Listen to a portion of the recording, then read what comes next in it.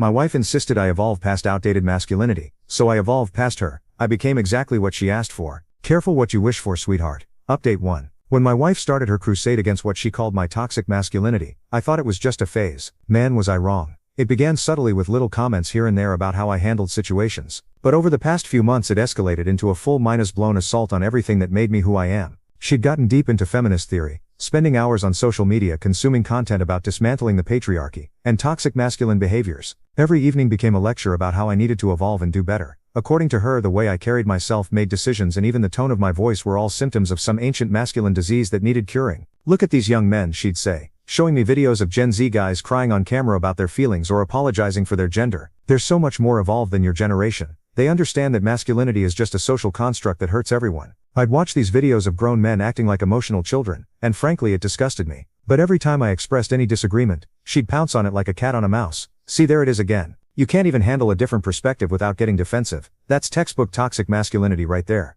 It was a perfect trap. Disagree with her feminist ideology and you're proving her point. Stay silent and she'd push harder, interpreting my silence as sulking or passive aggression. There was no winning with this woman anymore. The breaking point came last Tuesday when she brought up my role as the provider in our household. For 8 years I'd worked my ass off to make sure we had everything we needed. I took pride in being able to support my family, in being the rock she could depend on. But apparently that was problematic too. Your need to be the provider is just another way you assert dominance, she said, not even looking up from her phone. It's controlling. Modern relationships are about equality, not these outdated gender roles. I sat down my coffee harder than necessary. Outdated gender roles. I work 60 hours a week so you can pursue your hobbies and spend time with your friends. How is that controlling? There you go again, raising your voice and getting aggressive. You're proving my point. I wasn't raising my voice, I was speaking with conviction, something she'd apparently decided was inherently toxic. Every firm statement, every moment of leadership, every time I didn't bend to her will became evidence of my supposed toxicity. You know what your problem is, she continued, finally looking at me with that condescending expression I'd grown to hate.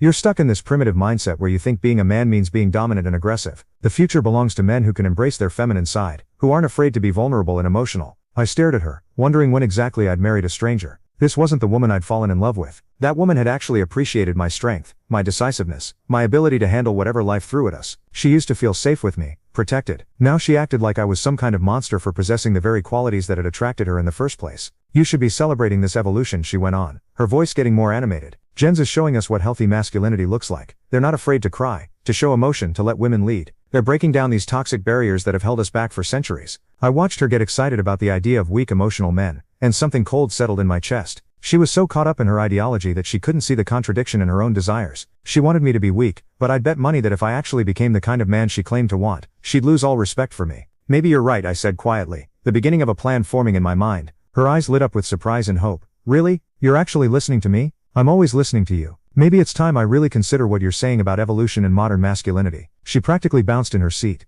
Oh my God. Yes, this is exactly what I've been hoping for. You have no idea how attractive it is when a man can admit he needs to grow. Attractive. That was rich. She was attracted to the idea of breaking me down, of molding me into something completely different. But I had news for her. She was about to get exactly what she asked for. And I had a feeling she wasn't going to like it nearly as much as she thought. You know what? You're absolutely right about everything. I need to evolve past this outdated masculinity, and embrace what the new generation represents. The smile that spread across her face was almost predatory. She thought she'd won. She thought she'd finally gotten through to me, and could begin the process of turning me into one of those emotional submissive men she'd been praising. Little did she know, I was about to give her a masterclass in exactly what she was asking for. And by the time I was done, she'd be begging for the toxic man she was so desperate to change. The next morning she was already planning my transformation like some kind of life coach on steroids. She'd apparently been waiting for this moment for months because she had a whole roadmap ready for my evolution. First, we need to address your communication style, she announced over breakfast, pulling out her phone to show me articles she'd saved. You need to learn to express your emotions more openly. Men who suppress their feelings are contributing to toxic masculinity. She showed me videos of men in therapy circles crying about their childhood trauma and apologizing for their masculine instincts. These grown men looked broken, defeated, like they'd been convinced that everything natural about being male was somehow wrong. Isn't it beautiful? She gushed. They're finally free from the prison of traditional masculinity. Prison. She called masculinity a prison.